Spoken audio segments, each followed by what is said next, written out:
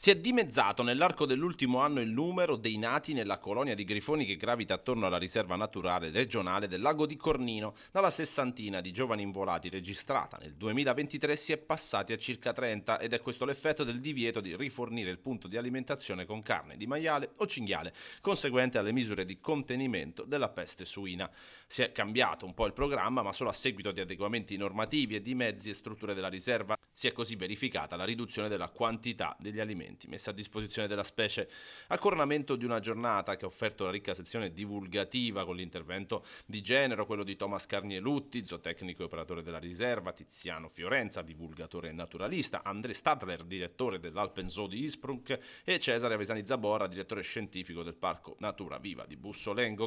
che ha richiamato come sempre un folto pubblico in cui sono stati reimmessi in natura numerosi esemplari di fauna selvatica, in parte salvati e curati dal CRAS di Campoformido. Il momento più iconico e atteso di Vivi e Libere di volare ha restituito la libertà in particolare a tre maestosi grifoni. Uno di ben 36 anni è un veterano del progetto Grifone, era stato infatti uno dei primi rilasciati nel 1993 dopo l'avvio del piano di ripopolamento della specie. Arrivato in riserva in uno stato precario dovuto proprio a carenza nutrizionale, è stato controllato e riportato in buone condizioni, tanto che ora appunto ha potuto riconquistare il cielo. Evento molto partecipato che ha confermato il suo ruolo di proposta di punta della stagione della riserva di Cornino. Si va avanti su questa strada con l'obiettivo di consolidare i risultati ottenuti.